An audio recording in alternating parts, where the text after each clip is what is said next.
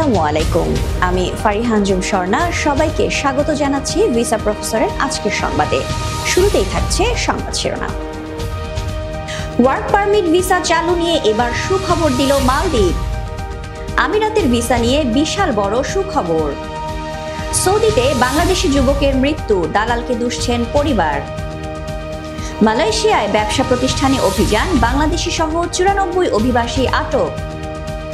এবং গুজরাটে 1000-এর বেশি বাংলাদেশি আটকের দাবি কর্তৃপক্ষের।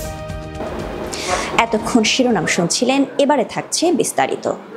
মালদ্বীপে কর্মী ভিসা আংশিকভাবে চালু রয়েছে। সরকারি খাতে সীমিত আকারে বাংলাদেশি কর্মী নেওয়ার পর এবার বেসরকারি নিয়োগকারীদেরও অনুমতি দিয়েছে দেশটির সরকার।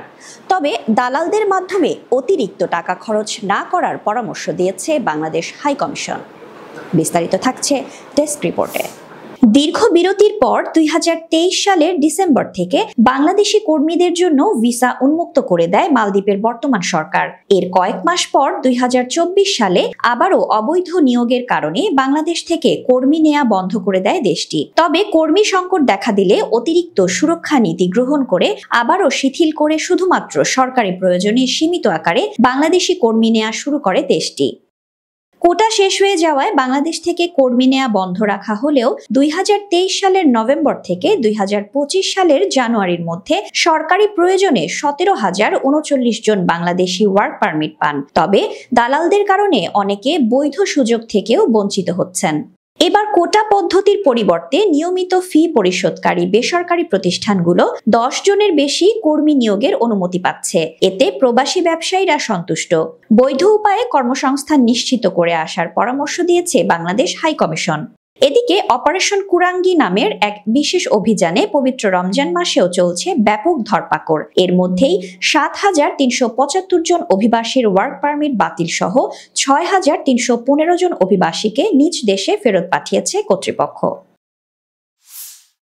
বাংলাদেশ ও সংযুক্ত আরব আমিরাতের মধ্যে বর্তমানে একটি গুরুত্বপূর্ণ আলোচনার বিষয় হয়ে উঠেছে বাংলাদেশি নাগরিকদের ভিসা প্রক্রিয়া সহজ করা।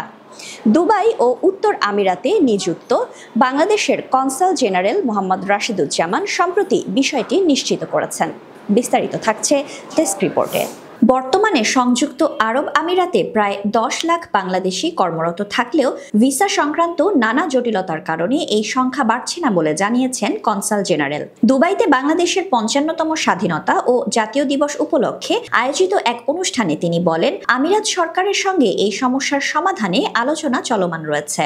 বাংলাদেশ কনসুলেট প্রবাসী বাংলাদেশিদের সুবিধার্থে সম্প্রতি কিছু নতুন কনসুলার সেবা চালু করেছে। প্রতি শনিবার, রবিবার ও শুক্রবার বিভিন্ন আমিরাতে মোবাইল কনসুলার সেবা প্রদান করা হচ্ছে। এর ফলে যারা সময় বা ভৌগোলিক সীমাবদ্ধতার কারণে সরাসরি কনসুলেটে যেতে পারেন না, তারা নিজ এলাকায় সেবা পাচ্ছেন। কনসুলেট অফিসে খোলা হয়েছে একটি বিশেষ সহায়তা ডেস্ক, যা অশিক্ষিত শ্রমিকদের দালালদের প্রতারণা থেকে রক্ষা করবে এবং সঠিক তথ্য সরবরাহ করবে। বাংলাদেশ ও সংযুক্ত আরব আমিরাত বর্তমানে একটি বিস্তৃত অর্থনৈতিক অংশীদারিত্ব চুক্তি নিয়ে প্রাথমিক আলোচনা শুরু করেছে। বর্তমানে দুই দেশের মধ্যে দ্বিপাক্ষিক বাণিজ্যের পরিমাণ প্রায় $1.5 বিলিয়ন। তবে এই চুক্তি বাস্তবায়িত হলে তা আরো বহুগুণ বাড়বে বলে আশাবাদী কনসাল জেনারেল। তিনি আরো জানান, আইসিটি, নবায়নযোগ্য জ্বালানি, অবকাঠামো, কৃষি প্রক্রিয়াকরণ ও হালাল মাংস রপ্তানির মতো খাতে আমিরাতের বিনিয়োগ আকর্ষণ করছে বাংলাদেশ, যা আন্তর্জাতিক বাজারে নতুন রপ্তানি সম্ভাবনা তৈরি করতে পারে। ভাগ্য পরিবর্তনের আশায় স্থানীয় এক দালালের মাধ্যমে সৌদি আরবে পাড়ি জমান দরিদ্র পরিবারের সন্তান পলাশ মিয়া। তবে সেখানে গিয়ে ভাগ্যের চাকা না ঘোরার উল্টো করুণ পরিণতি বরণ করতে হয়েছে তাকে।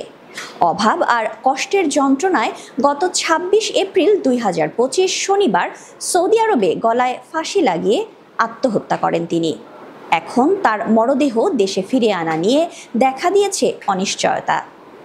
পলাশের পরিবার অন্তত তার লাশটি দেশে ফিরে আনার ব্যবস্থা করার জন্য আকুল আবেদন জানিয়েছে।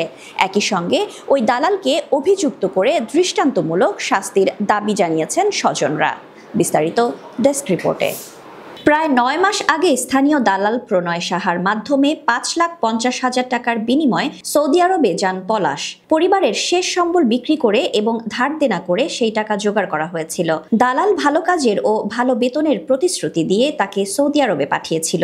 তবে বাস্তবে পলাশের ভাগ্যে ঘটে সম্পূর্ণ বিপরীত ঘটনা। সৌদি আরবে গিয়ে দালাল প্রতিশ্রুত কাজ পাননি তিনি, বেতনও জোটেনি নিয়মিত। দালাল বৈধ কাগজপত্র দেওয়ার কথা বললেও তা দেওয়া হয়নি। উপরন্তু ধার দেনা করে বিদেশ যাওয়ার টাকার চাপ এবং অভাবের তাড়নায় তিনি ধীরে ধীরে অসুস্থ হয়ে পড়েন। অবশেষে গত 25 এপ্রিল শুক্রবার রাতে সৌদি আরবের কোনো এক সময় গলায় ফাঁস লাগিয়ে আত্মহত্যা করেন পলাশ।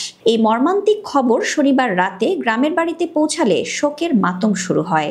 স্বজনদের সঙ্গে কথা বলে জানা যায়, দালাল প্রণয় সাহা ভালো বেতনের প্রলোভন দেখিয়ে এবং বৈধ কাগজপত্র দেওয়ার প্রতিশ্রুতি দিয়ে পলাশের কাছ থেকে 5,50,000 টাকা নেয়, কিন্তু বিদেশে যাওয়ার পর কোনো প্রতিশ্রুতি রক্ষা করেনি সে। পলাশের পরিবার বারবার দালালের সঙ্গে যোগাযোগ করলেও সে বারবার কালক্ষেপণ করে। অবশেষে টাকার অভাবে না খেয়ে এবং অসুস্থ হয়ে পলাশ আত্মহত্যা করতে বাধ্য হয়। তবে অভিযুক্ত দালাল প্রণয় সাহা দাবি করেন পলাশকে বৈধ ভিসাতেই সৌদি পাঠানো হয়েছিল এবং প্রথম 3 মাসের আকামাও করে দেওয়া হয়। তিনি আরো বলেন, পলাশ সেখানে 6 মাস কাজ করে বেতন পেয়েছেন এবং 2 মাসের বেতন বকেয়া রয়েছে। পলাশের সঙ্গে তার নিয়মিত যোগাযোগ ছিল এবং সৌদি আরবে যাওয়ার পর পলাশ অসুস্থ হয়ে কয়েকবার চিকিৎসাও নিয়েছিলেন। পলাশের আত্মহত্যার জন্য তিনি দায়ী নন বলেও দাবি করেন প্রণয় সাহা। এই ঘটনায় থানায় এখনো কোনো অভিযোগ দায়ের করা হয়নি। অভিযোগ পেলে প্রয়োজনীয় আইনানুগ ব্যবস্থা গ্রহণ করা হবে। মালয়েশিয়ার পুচংয়ে বিভিন্ন ব্যবসা প্রতিষ্ঠানে অভিযান চালিয়ে বাংলাদেশি সহ 94 অভিবাসীকে আটক করেছে দেশটির ইমিগ্রেশন পুলিশ। এদের বয়স 23 থেকে 35 বছরের মধ্যে। বৃহস্পতিবার 25 এপ্রিল বিদেশিদের দ্বারা পরিচালিত 24টি ব্যবসা প্রতিষ্ঠানে অভিযান চালিয়ে তাদের আটক করা হয়। এসব প্রতিষ্ঠানে খাদ্য ও পানীয়, সাজসজ্জা, গাড়ি ধোয়া ও পোশাক বিক্রি করা হতো। বিস্তারিত থাকছে ডেস্ক রিপোর্টে। মালয়েশিয়ার পুত্রজায়ার JIM সদর দপ্তরের এনফোর্সমেন্ট বিভাগের 54 কর্মকর্তা অভিযান পরিচালনার মাধ্যমে 72 জন পুরুষ ও 22 জন নারী আটক করেন, যাদের মধ্যে Thailand, Bangladesh, Indonesia, Myanmar, Pakistan, Yemen, Vietnam, মিশর, ফিলিস্তিন ও ভারতের নাগরিক রয়েছেন। আটকদের বিরুদ্ধে পরিচয়পত্র না থাকা, অতিরিক্ত সময় ধরে অবস্থান করা ও পারমিটের অপব্যবহারের অভিযোগ আনা হয়েছে। JIM এর মহাপরিচালক দাতুক জাকারিয়া সাবান বলেন, তদন্ত এবং পরবর্তী ব্যবস্থা গ্রহণের জন্য আটকদের বুকিত জলিল ইমিগ্রেশন ডিপোতে রাখা হয়েছে। ভারতের গুজরাট রাজ্যে 1000-এর বেশি বাংলাদেশি নাগরিককে আটক করা হয়েছে বলে দাবি করেছে দেশটির কর্তৃপক্ষ। গুজরাটের স্বরাষ্ট্র প্রতিমন্ত্রী হর্ষ সাংভি জানিয়েছেন, ভারতে অনুপ্রবেশ ও ভুয়া কাগজপত্র ব্যবহার করে বসবাসের অভিযোগে গত শুক্রবার 25 এপ্রিল রাতভর রাজ্যের আহমেদাবাদ ও সুরাটে অভিযান চালিয়ে তাদের আটক করে গুজরাট পুলিশ। বিস্তারিত থাকছে ডেস্ক রিপোর্টে। গুজরাট রাজ্যের পুলিশের নেতৃত্বে special operation group, crime branch ও অ্যান্টি হিউম্যান ট্রাফিকিং ইউনিট অভিযান চালিয়ে গুজরাটের আহমেদাবাদ থেকে কমপক্ষে 890 জন ও সুরাত থেকে 134 জন আটক হয়। আটককৃতদের মধ্যে পুরুষ, নারী ও শিশুরাও রয়েছেন। এই দুই শহরের বিভিন্ন এলাকায় এখনও অভিযান চালানো হচ্ছে। গুজরাটে অবৈধভাবে বসবাসকারী ব্যক্তিদের বিরুদ্ধে এটাকে সবচেয়ে বড় অভিযান অভিহিত করে শনিবার 26 এপ্রিল মন্ত্রী সাংভি বলেন, অবৈধ বাংলাদেশিদের আটকে ঐতিহাসিক সাফল্য অর্জিত হয়েছে।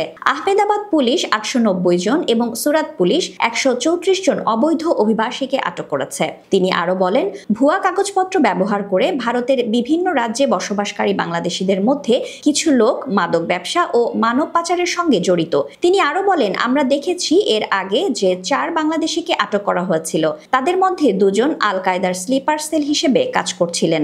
এইসব বাংলাদেশির সব কার্যক্রম খতিয়ে দেখা হচ্ছে। আজকের মতো এখানেই শেষ করছি ভিসা প্রফেসরের সংবাদ। নিয়মিত আপডেট পেতে ভিজিট করুন আমাদের ফেসবুক পেজ এবং সাবস্ক্রাইব করুন আমাদের ইউটিউব চ্যানেল। আজকের মতো বিদায় জানাচ্ছি। সুস্থ থাকুন, নিরাপদে থাকুন। আল্লাহ হাফেজ।